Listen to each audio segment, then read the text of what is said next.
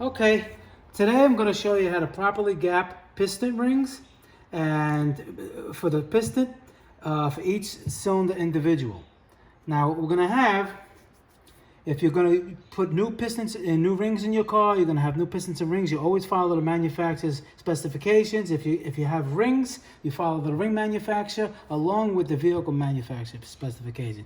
If you're just doing a rebuild, which most people will, you have to check, let's say if these rings are already brand new, you have to check the rings called the ring end gap, the side ring piston clearance, and there's a lot of other things, but this video is just about piston ring end gap. Okay, so what we have, any basic, we're not talking about high performance motors, we're talking about regular vehicles. This happens to be a Ford. It's going to have a top ring, it's going to have a second ring called a scraper ring or second ring, and it's going to have an oil control upper, oil control lower, and the oil control scraper ring. That's basically the whole set of a normal, regular engine, Toyota, Nissan, whatever it is. That's what you're going to find in there. Now, let's say you have brand new piston rings, what you want to do is you want to check the piston ring end gap by the manufacturer specifications. Let's say if it's 20 thousandths of an inch, right? What you would do is make believe, I don't have a cylinder with me, make believe this is a cylinder. What you would do is take the brand new ring and it has a mark on it. That mark always goes up. It's going to be a mark, or it's going to say top, or whatever it's going to say, has to go up. This is the top ring. You cannot confuse the top ring with the second ring, or the oil rings are hard to confuse, but the top and second ring are completely different. They're made out of a different material. All right, this is the top ring. This is the second ring. All right, the second ring also has a mark, but the second ring has a scraper. On the edges, it's hard to see it, but this is a scraper ring. This scrapes the oil, keeps it away from the top ring. More of an oil control, just like the bottom ring is an oil ring. All right, so here's the top ring, this is the second ring. What you would do, let's assume that your cylinders are good. They're standard or oversized, doesn't really matter. Whatever.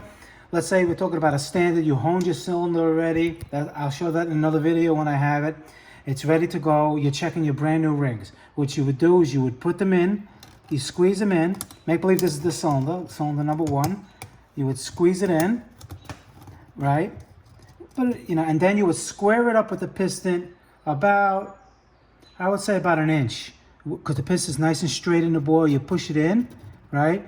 And then when you take it out, you would see that gap is way too big. But this is just for, just to show you. That gap would be very, very tight. And let's say if the maximum was 20 thousandths, right? This will be a 20 thousandths. You would put it in here, in between these two things. Obviously, like I said, this is not going to be like this. It's going to be really, really tight. And if it goes through and if it's nice and snug, 20 thousandths, that's your spec. And there's also a minimum and maximum. You want to be between the minimum and maximum. Let's say the minimum is 10 thousandths, maximum is 20. You put the maximum in there, the maximum don't go in there, okay, but if the minimum 10,000 goes in there, then you know you're good. You have to do that for the top ring, you have to do that for the second ring, and you have to do it for the oil rings, all right? Not the scraper, but the oil rails. You have to do them, they're all different measurements and everything. Once you do that, you take them all out, okay? Let's assume that you measure them, they're all in spec. All right, here's your piston. If this is you using a new piston or a used one, if you're using a used one, you want to clean it up. This one's dirty. You can clean the grooves out in there. They have a ring groove. Clean it. Scrape them out nice. Make sure they're nice and clean. Another thing you want to do is the ring and side clearance. Is once you install the ring, you would check the side clearance. Usually, if you have brand new rings and the pistons are good, you really it's going to be in spec. It's a really tight, whatever it would be, you would check it, make sure the feeler gauge will go in there in between the piston and the ring itself. All right. So how do we install them? When we install them, you always do the bottom first. And like I said, we're not talking about high performance engines. This is regular. You put them on with your fingers. If you had a high performance engine, diesel engine, they're going to be thicker and you really can't do it. You would use, this is not it, but this, something like this, it'll be a ring and expander, and it would expand the ring so you can slide it over. But in this case, in most, production cars, you don't have to do that. All right, because it's easy to do it this way. What you do with the scraper ring, you put the scraper ring on first, oil ring I mean, oil scraper. It goes on the bottom, so you just work it around. Right? Now, another important thing is there's a gap. See the gap right here? There's going to be gaps on all of them. Those gaps, you go by the manufacturers, they may want it horizontal, they may want it at a 90-degree angle, they may want it at 80, whatever they want. They're going to want the top ring. I'll explain it later. Okay, see, this one, we'll put this on the bottom. This is the oil control bottom rail. You see, you just work it around. You work it around. And when you get to the end, you just hold it a little so it doesn't scrape the side of the piston. All right? And you see that in itself has a gap. Now, like I said, these gaps, manufacturer's gonna want you to turn it to wherever they want. They may want it at 45, whatever they want it. It's gonna show you. Okay? Same thing with the top rail. You put it on in the groove, hold it with your thumb, and just like slightly work it around. Oh, you just slightly work it around. Work it around, and then it's gonna fall in. You hold it a little bit so it doesn't scrape the side. You see that gap?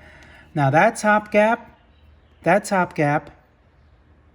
and the other ring gap on the bottom, which is here, like I said, they may want one here and one there. So let's assume one was there and one was there. Then you're good to go with that. Now the second ring is the scraper second ring. You look for the mark on the top. You do not put it backwards, because if you can see, this has a scraper edge. It doesn't even matter, even if they all do, but even it doesn't matter. It's a different material from the top ring, and sometimes a lot of times different thickness. You put them backwards, you're gonna screw it up. And a lot of times when you get new piston rings, it's gonna come in a bag colored. One's gonna say top, the other one's gonna say oil control, the other one's gonna say second ring. So it's really, unless it's Ford or what other brand, you're gonna have to know. Okay? So you see for the mark, same thing with this. You just put it in the groove. You hold it with your thumb lightly. You want to work it around lightly. It'll go in nice, light. And when you get over here, you don't want to scrape it. So you just hold it and you just let it go down. And see? And now she's in nice.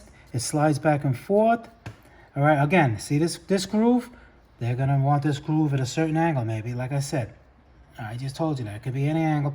When you check the specifications, it's going to show you the oil ring, second ring, top ring, where they want the spaces. This is the top ring. There's the mark on the outside. As the other two, you just hold it with your thumb lightly. You just work it around. See, it's very... And to get them off, I didn't show you how to get them off the same way. You would just like hold this, just pick it up a little bit, and just move it out. Don't want to stretch it too much, because you don't want to kink it, or you don't want to make it out of true. See? And you would just take it off right like that. Okay? So I'll do that again. Okay, so assume that either you have a brand new piston, or if this is a used piston, it's nice and clean. This is not clean. You clean it up, clean the grooves, make sure everything slides nice, make sure all your spaces, your gaps. Let's say if they wanted, the manufacturer wanted the top ring, let's say at maybe right there, and the second ring, maybe they wanted it like one here and one here, and then the oil control rings they wanted wherever they wanted. So when you got that all done, you measured your piston. You know your piston ring end gap in the cylinder bore is correct. It's inspect on all three rings. All right, you measured the side gap of the piston ring to the piston. You know that's in spec. You're nice. You're ready to go. Let's say this is number 1 cylinder. You put it down. If you have a 4-cylinder car, you got to do what I just said 3 more times. 6-cylinder, 5 more times, and 8-cylinder, 7 more times until you get them all done. And that's basically, the correct way to do it. Easy. And that's it. If you have any questions, just write me a comment. I'll be glad to answer you. If I'm helping you out, just please like the video, subscribe. I'm trying to build my channel. I'm going to have a lot of videos in the future. This is Motorcar Nut 2020, and I'll see you guys next time. Thank you.